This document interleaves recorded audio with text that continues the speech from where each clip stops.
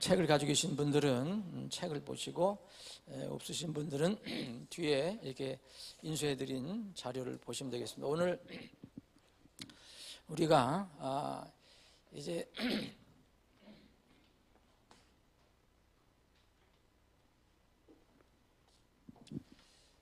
어떻게 자연인에서 하나님의 자녀, 곧 그리스도인이 되는가, 그 과정을 간단히 살펴보고 있습니다. 첫 번째 우리가 성경을 살펴봤고, 두 번째 하나님을 살펴봤고, 오늘은 사람입니다. 이 다른 것도 필요하지만 이 세 가지는 아주 우리가 그리스도인이 되는데 아주 필수적인 그런 요소입니다. 이 그리스도인은 사람이 되는 거기 때문에, 그럼 사람이라는 게 무엇인가, 그것을 우리가 알아야 됩니다. 우리가 지금 공부하는 것은 여러분들 아시겠지만, 이렇게 다른 사람하고 말씀을 나누고 전도를 할 때라든지 이럴 때 여러분들이 습관적으로 아주 마음속에 깊이 이렇게 어떤 것들이 들어가 있을 수 있도록 저희들이 공부를 하고 있는 겁니다. 이 사람들이 구원을 받지 못하는 여러 가지 이유가 있지만, 그 중에 하나는 자기 자신이 무엇인지 잘 모르기 때문에 그렇습니다. 구원의 필요성을 못 느껴요. 자기 자신이 뭔지 모르기 때문에. 그래서 사람이 어떻게 시작됐고, 또 그 사람의 그 본질이 뭐며, 이것을, 그리고 앞으로의 어떻게 될 것이냐, 본질에는 물론 이제 앞으로의 미래까지도 다 포함되어 있지만, 이것을 알아야만 구원에 대한 필요성을 느끼게 되는 거죠. 이걸 모르면은 그냥 우연히 왔다가 우연히 가는 것으로 이렇게 생각하기 때문에 복음을 전해도 별 의미를 모릅니다. 그런데 사람이 어떻게 시작이 됐느냐, 사람이 어떻게 시작이 됐느냐는 사실 사람들이 아무리 노력을 해도 스스로 깨달을 수가 없어요. 이거는 불가능합니다. 아무리 인간의 과학과 문명이 발달된다 하더라도 이 답을 찾을 수 있는 사람은 아무도 없습니다. 사람이 어떻게 시작됐나, 이거를 스스로 이렇게 구해낼 사람들은 없습니다. 왜냐하면 여전히 사람은 피조물이기 때문에, 사람 스스로 이렇게 만들어진 게 아니라, 스스로 자기가 태어난 게 아니라, 이게 뭔가 어떤 절대적인 힘에 의해서 이 세상에 나왔기 때문에, 그렇다면 그것은 피조물이잖아요. 피조물이기 때문에 그렇습니다. 그래서 이거는 아무리 뛰어난 사람이라도 이거는 답을 찾아낼 수 없습니다. 여러분들이 세계 역사를 보시면 수많은 좀 뛰어난 사람들이 많이 나타났다가 또 사라지고 나타났다 사라졌습니다. 그 많은 이론과 학문과 사상들, 엄청난 내용이 있지만 거기에서 인생의 기원에 대해서 명확하게 스스로 이렇게 공부해서 찾아낸 사람은 아무도 없습니다. 무슨 학자든 과학자든 해봐야 결국은 실패입니다. 여러분들이 사람들이 이렇게 인생에 대해서 논한 걸 보면 결국 실패로 끝났습니다. 여러분, 인생론을 이제 많이 우리가 세상에서 이제 살펴볼 수 있잖아요. 조금 머리가 이성이 들어오고 뭔가 이제 사유를 하려고 하고 논리적으로 생각하려고 그러면은 인생론에 대해서 살펴보게 되는데, 세상에 인생론 참 많잖아요, 그죠? 그런데 문학가들이 쓴 인생론도 있고, 정치가가 쓴 인생론도 있고, 사상가가 쓴 인생론도 있는데, 예를 들어서 쇼펜하우어의 인생론이 많이 이제 회자됩니다.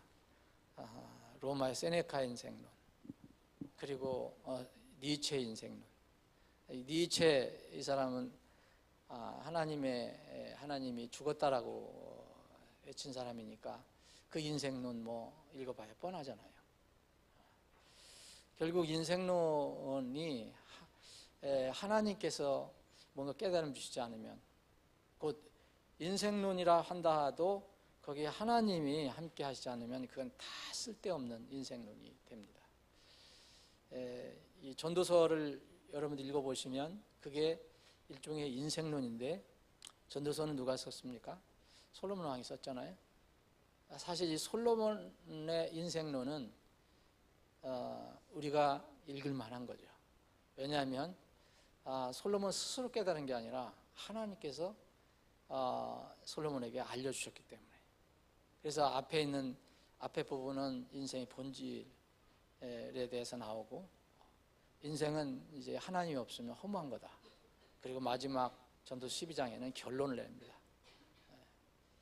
하나님이 있어야 된다. 하나님이 없는 인생은 참 불쌍한 인생이라고 결론냅니다. 그래서 하나님이 없는 인생론은 다 허무합니다. 누구든지 멋있게 논리적으로 얘기해도 그걸 다 실패합니다. 이제까지 실패해왔고 또 앞으로도 실패합니다.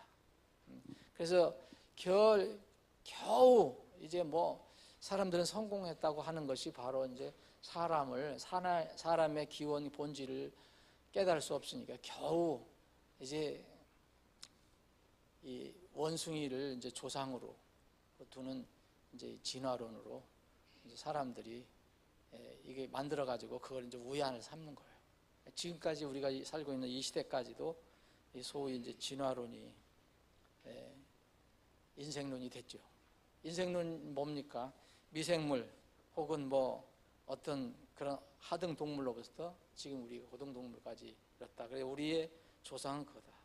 이것이 세상에서 크게 획기적인 발전을 했다는 그런 사상이고, 또 과학 아닌 과학입니다. 이 진화론은 정말 굉장히 사악한 것인데, 이 진화론은 주님이 오실 때까지 이제 계속 될 것입니다. 근데 이 진화론은, 여러분 진화론을 주장하는 사람들 보면 금방 말이 막혀요. 근데 그들은 사실은 엄청난 학문을 가지고 있어도 이 일종의 고집이죠, 고집. 자기 신앙이죠. 그게 이제 자기 신앙. 그렇게 진화라는 것은 좋은 일이잖아요. 이렇게 점점 좋은 방향으로 간다는 것이 진화잖아요. 근데 사람이 왜 태어나서 왜 자라고 늙고 병들어 죽는지를 진화론은 설명할 수가 없어요. 진화론 설명이 됩니까? 진화론은 더 발전이 된다는 건데,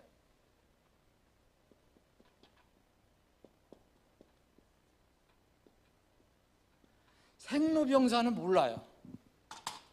진화가 돼야 되는데 왜 나아가서 나중에 병들어 죽는 거야, 늙어서. 진화 설명을 못 하거든요. 근데 사람은 다 그렇게 되잖아요. 사람이 나면서 점점 진화돼서 나중에 뭐 청년 때까지는 돼요. 청년 때까지는 이해될 수 있어요. 진화된다. 그 다음부터는 어떻게 돼요? 퇴보가 되잖아요. 이걸 설명할 수가 없어요. 하나님께서 사람을 이렇게 만들어 주셨다는 그것을 마음에 두지 않으면 절대로 이거 해결이 안 됩니다. 사람의 지식이, 학문이 늘어나고 뭐 과학이 늘어나면 사람이 어떻게 생성되는 건 알아요. 이렇게 어머니 뱃속에서 어떻게 이렇게 생성이 되는가, 뭐 몇 주 만에 뭐가 되고 뭐 이런 것까지는 알 수가 있어요. 근데 어떻게 살다가 죽는 것과 어떻게 죽는가, 늙어 병들어지 이런 것은 아는데 왜 그렇게 되는가는 몰라요. 왜 그렇게 되는가를 알기 위해서 진화를 만들어냈는데 거꾸로거든요. 진화를.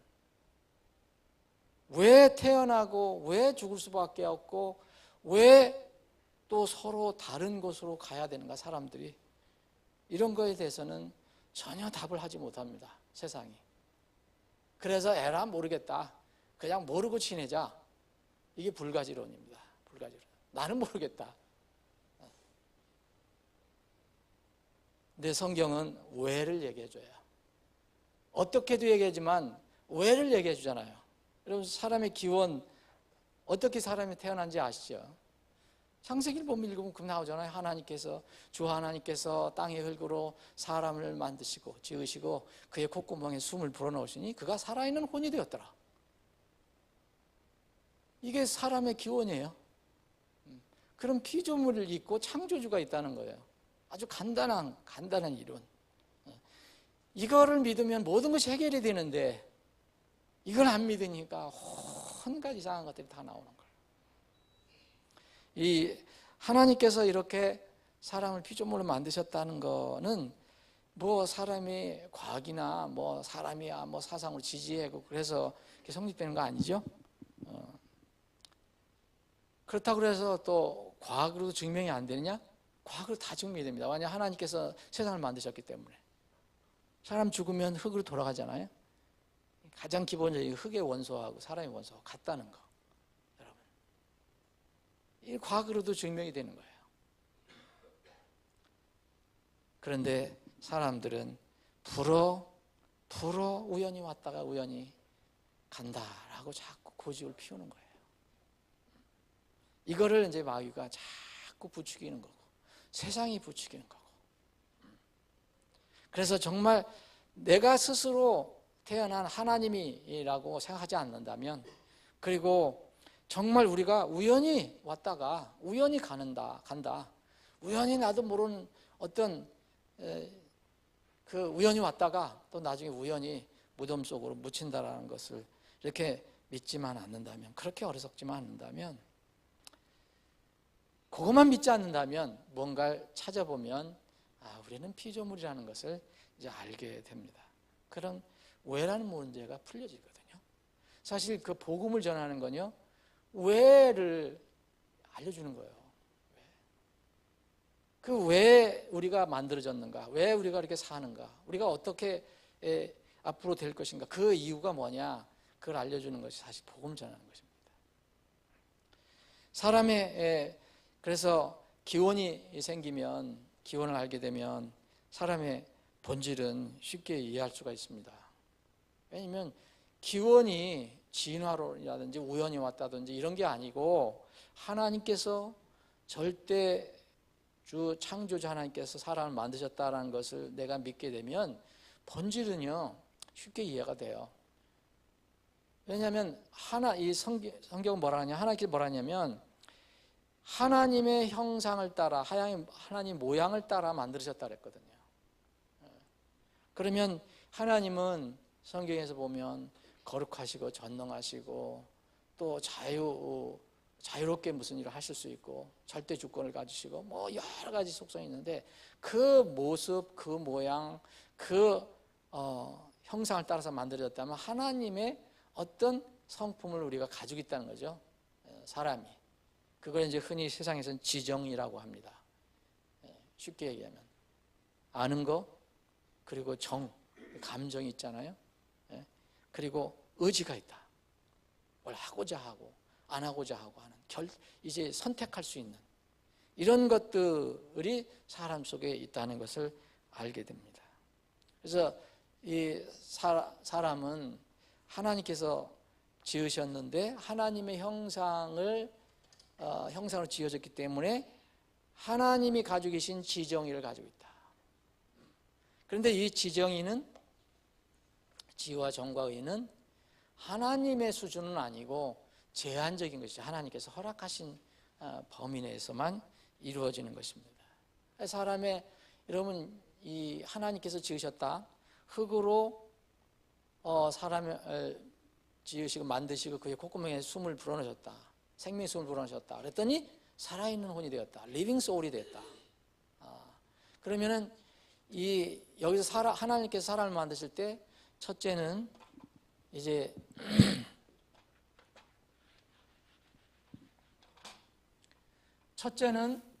흙입니다. 흙, 사람의 본질을 흙, 그죠? 땅의 흙으로 사람을 만드시고 지으시고 그랬잖아요. 그 다음에 이 사람은 사람인데 모양만 가지고 있는 거죠. 그 콧구멍에 사람의 모양을 만드시고 콧구멍에 하나님의 생명의 숨을 불어넣으시니 그가 살아있는 혼이 되었더라.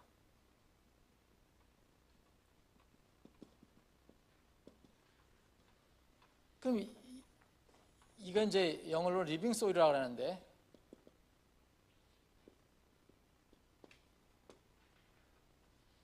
이건 흙이에요. 몸이에요.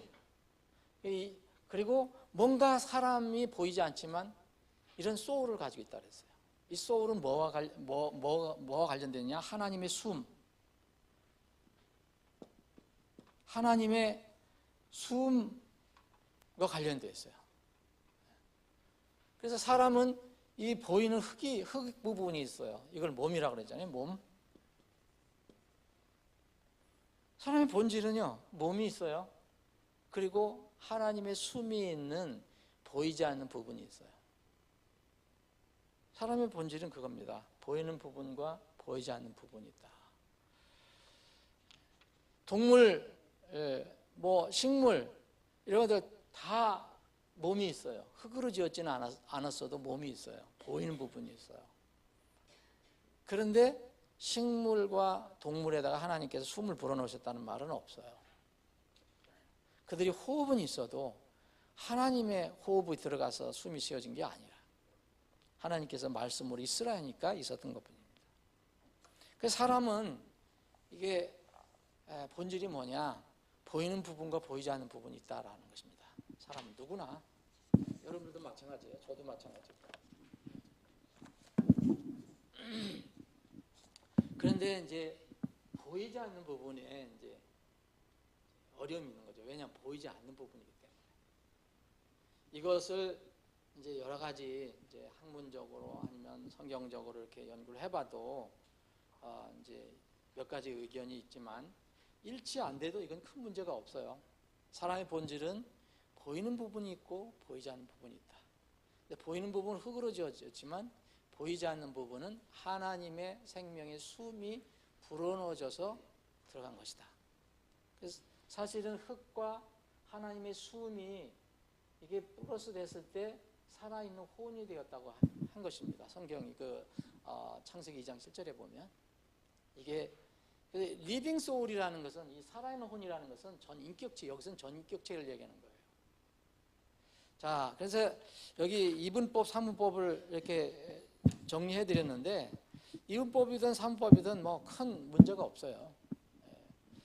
근데 우선 우리는 이제 성경에서 데살로니가전서 4장 23절에 보면 영과 혼과 육 이렇게 얘기를 했기 때문에, 그러면 이 보이는 몸의 부분이 있고 육체가 있고 보이지 않는 부분은 영과 혼이 있다고 이렇게 믿는 것입니다. 그런데 누구도 영과 혼을 나눌 수 있는 사람이 없어요. 성경은 그거에 대해서 구체적으로 얘기하지 않아요. 사람이 어디 이제 19세기 쯤에 이제 어떤 사람이 이게 영과 혼을 아주 구체적으로 나눠서 다 이렇게 얘기를 했는데, 사실 그것도 다 맞질 않아요. 여러분들 성경 잘 살펴보면. 그래서 보이지 않는 부분을 정확히 나눌 수 있느냐? 성경은 그걸 허락하지 않습니다. 근데 분명히 이제 우리는 다 정확히 모르지만 때로는 영과 혼을 또 구분하기도 해요. 그런데 또 그걸 딱 나눌 수가 없어요. 예를 들어서 고린도후서 7장 1절에 보면 육하고 보이는 부분하고 보이지 않는 부분만 나눠요. 육과 영과 혼이라고 얘기하지 않고 그냥 육과 영이라고 얘기를 해요. 그 바울 사도가 고린도 교회 성도들에게 뭐라 하냐면 육과 영의 모든 더러움에서 우리 자신을 깨끗이 하자 그랬어요. 바울 사도가 계시를 받고 혼을 몰라서 그런 것도 아닐 것이고, 바울 사도는 이렇게 얘기한 거죠. 보이는 부분과 보이지 않는 부분이 있는데 이 부분을 모두 우리가 전인격체로서 좀 깨끗이 하자라고 얘기한 것입니다. 그래서 이제 흔히 보이는 부분과 보이지 않는 부분, 두 부분으로 나누는 것을 이제 우리 인간의 본질을 얘기할 때 이분법이라고 얘기해요. 이거는 뭐 깊이 안 하셔도 돼요. 이거 뭐 물어보는 사람 없어요, 전도할 때. 또 이 보이는 부분은 몸이지만, 육체지만 보이지 않는 부분을 이렇게 둘로 나누는 거, 영과 혼으로 나누는 거를 하나, 둘, 셋, 그래서 삼분법이라고 해요. 삼분법. 다시 말씀드리면 성경은 이것을 정확하게 그렇게 나눌 수가 없도록 되어 있어요. 예를 들어서 하나님, 여러분 우리가 혼 같으면 살아있는 혼이 되었더라 그랬잖아요.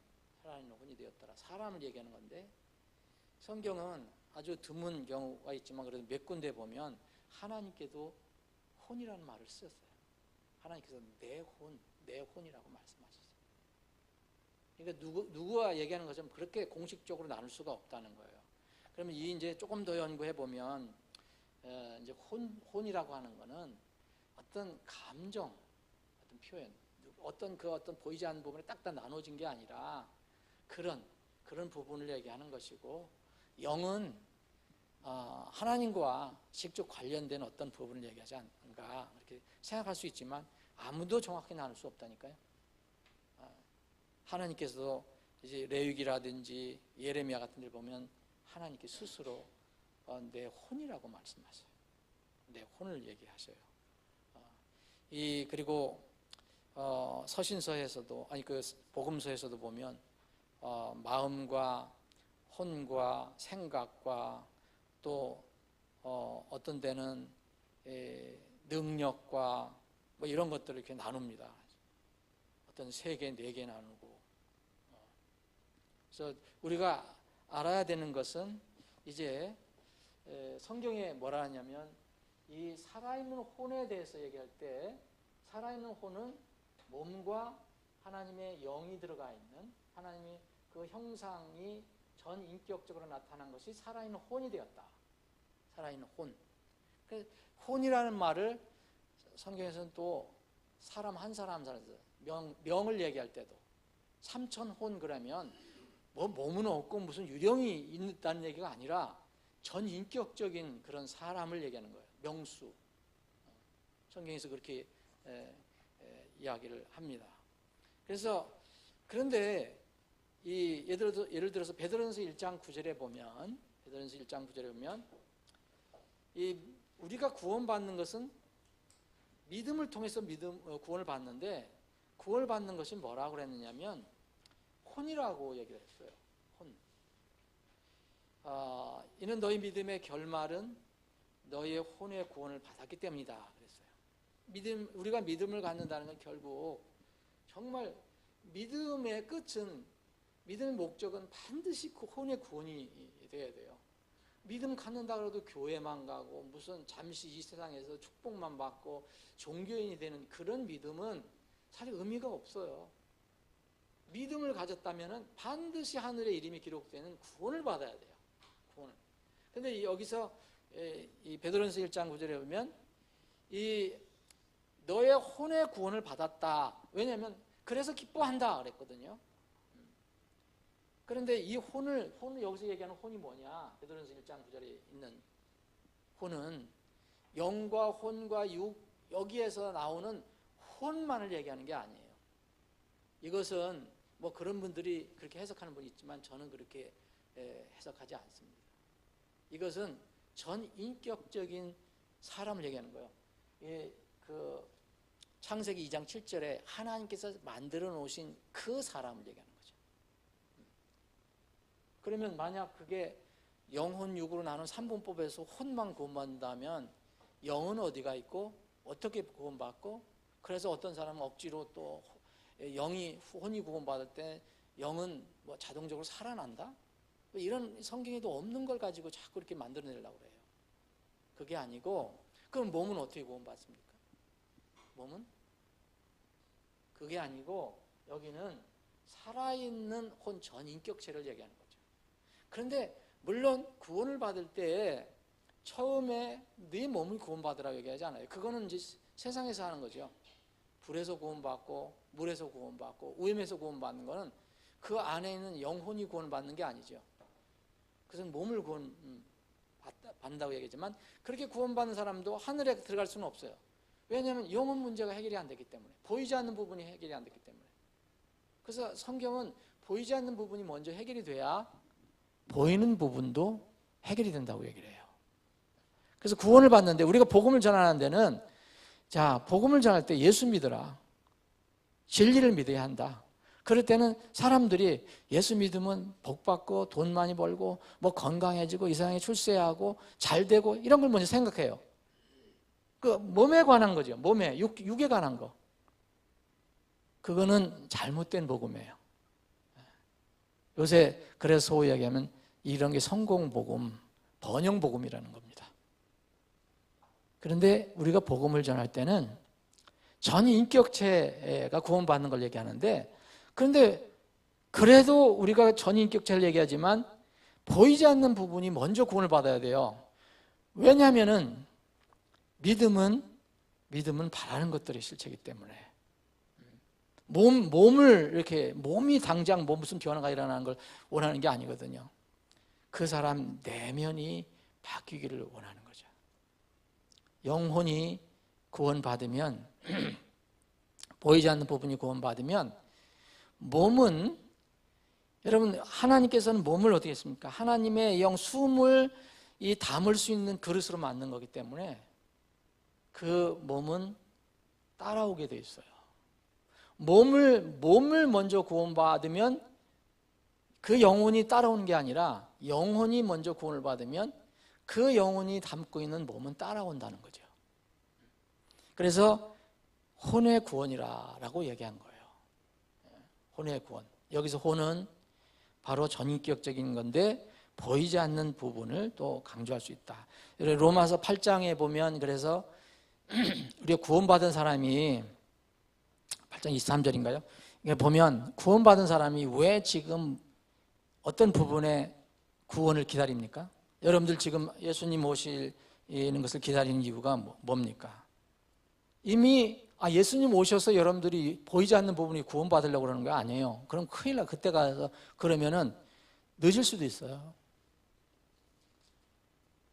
이 로마서 8장 22절, 또 전체 창조물이 지금까지 함께 신음하며 고통 중에 산고를 치르는 줄 우리가 아나니 그들뿐 아니라 우리 자신 곧 성령의 천련내를 소유한 우리까지도 속으로 신음하며 양자 사무심, 즉 우리 몸의 구속을 기다림은, 그랬어요.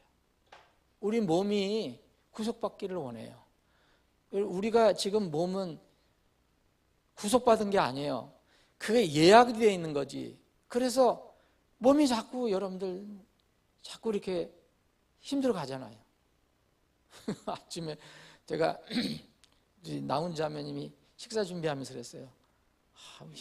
몸이 힘들대. 요새는 나이가 이렇게 들어서 그런지 점점 몸이 힘들다. 힘들어가는 걸 느낀다 그랬어요. 그 구원받았는데 왜 그래요?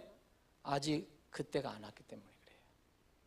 그래서 이렇게 해서 몸이 이제 주님 오시기 전에 묻힐 수도 있어요.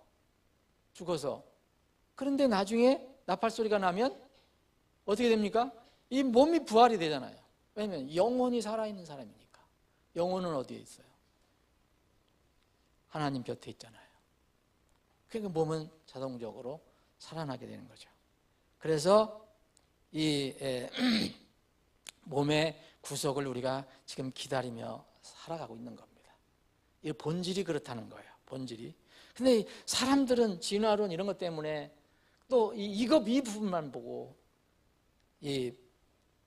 생각하니까 복음이 별 가치가 없는 거예요. 별 쓸모가 없어요. 자기 본질을 알아야 되는데 몸만 생각하니까. 그래서 때가 되면 무덤에 묻히면 그만이지 뭐.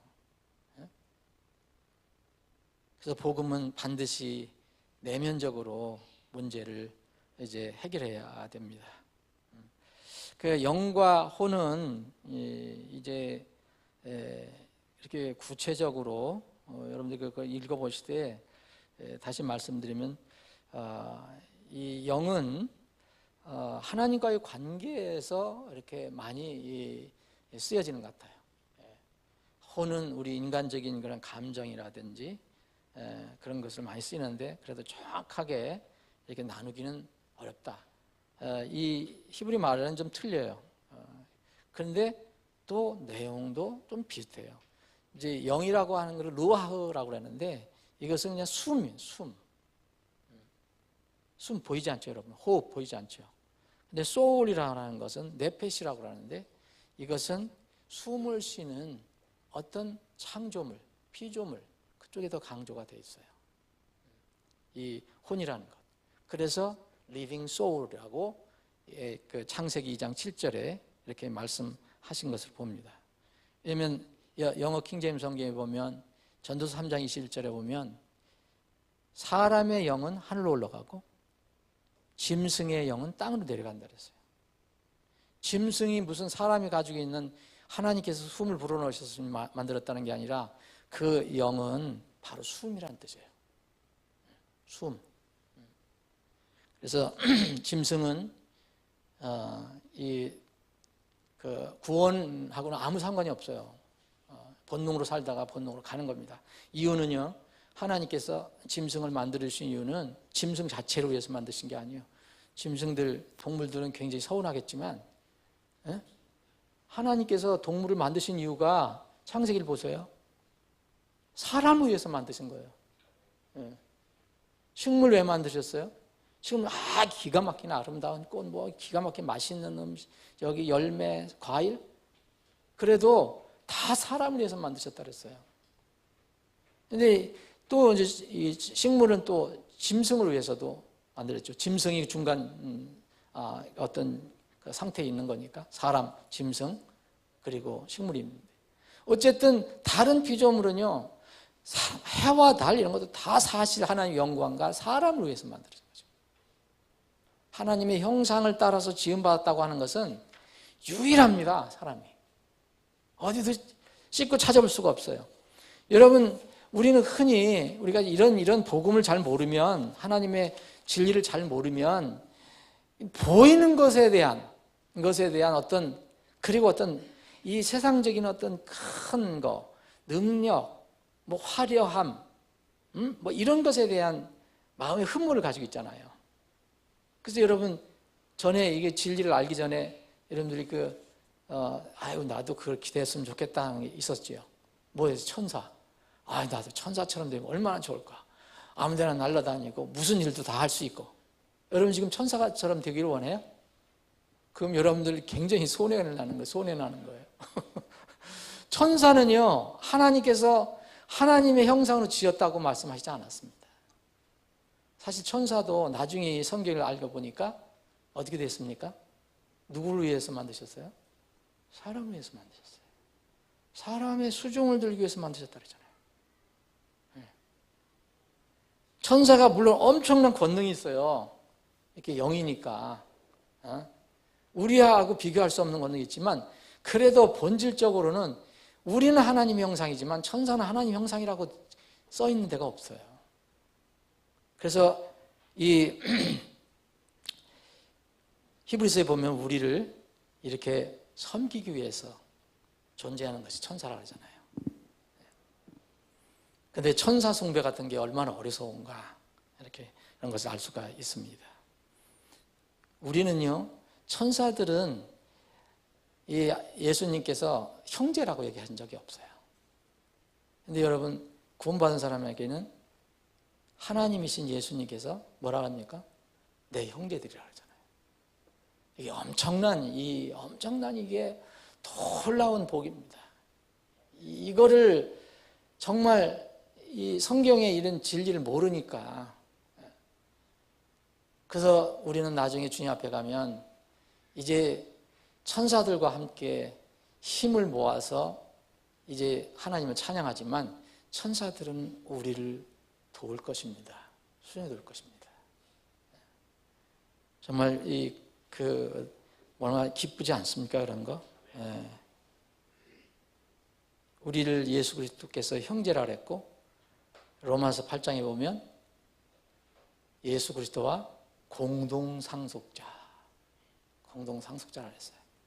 이 우주 만물의 주인은 주님이신데 이것을 예수 그리스도에게 상속하신다고 그랬다면 그 상속, 그 어떤 법적인 권한에다가 여러분들의 이름을 거기다 써놓으셨다는 거예요. 예수 그리스도와 또 공동상속자 누구?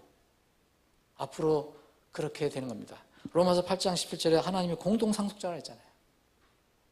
그래서 예수님께서 그런 고난을 받으셨어요. 그래서 공동상속자, 그 영광을 얻으셨는데, 그래서 우리도 예수님께서 그렇게 고난을 받으셨기 때문에 우리 이 땅에서 사는 거, 그거 고난, 그거 큰 문제가 아니다. 그 놀라운 영광을 받으려면 고난도 우리에게 필요하다라고 얘기하는 것이 바로 그겁니다. 자, 이제 사람들에게 우리가 복음을 전할 때는요, 인간의 본질이 어떤가를 이렇게 알려주고, 기원이 어떤가 본질을 알려주면, 그래, 이것을 인정하는 사람이면 다음 단계가 있어요. 그럼 어떻게 해야 되는가? 하나님께서 말씀하시는 게 있잖아요. 근데 이거를 믿지 않으면은 내가 진화론에 빠져 있거나 내가 그냥 왔다가 그냥 가거나 아무 무의식 상태에 왔다가 그냥 간다, 무대 묻히면 끝이다 그러면 아무리 여러분이 복음을 얘기해도 그 의미가 없어요. 그래서 복음을 처음서부터 예수님께서 당신을 죽었다, 필요한 사람도 있지만 이것 자체를, 인간의 본질을 인정하지 않는 사람에게는 그 작업이 필요하다는 거예요. 그 작업. 그래서 영과 혼 얘기가 나오고, 뭐 이윤법 얘기하든 산문법을 얘기하든, 어떻게 우리가 이렇게 늙고 병들고 죽는 것이 이유가 뭐냐, 어떻게도 알아야 되지만 그 근원적인 이유가 뭐냐. 그 이유는 성경에서 딱 하나잖아요. 왜 늙고 병들어 죽습니까? 죄 때문에 그렇다잖아요. 그러니까 복음은 죄 문제를 해결하는 게 복음이잖아요. 자, 오늘 인간에 대해 살펴봤습니다. 그래서 이걸 알면은 사람은 누구나 하나님 앞에서 나중에 이렇게 응답할 책임이 있어요. 책임이 있어요. 하나님께서 이렇게 부르실 때 응답할 책임이 있다는 거예요. 응답하지 않고 거절하면 그걸 자기가 책임져야 되고, 예스 하면은 복을 받는 거죠. 이게 복음입니다. 아버지 하나님, 오늘도 하나님 집에 나와서 말씀을 살펴볼 수 있는 기회를 주셔서 감사합니다. 우리가 계속해서 전도자로서 복음을 전하는 선포자로서의 준비를 해 나가고 있습니다. 주님, 하나님 말씀으로 우리가 완전히 무장될 수 있도록 주님께서 저희들에게 하늘의 지식을 넣어 주시옵소서. 이 시간 이후에 모든 절차를 주님의 손에 의탁하옵고 거룩하신 예수님의 이름으로 기도합나이다. 아멘.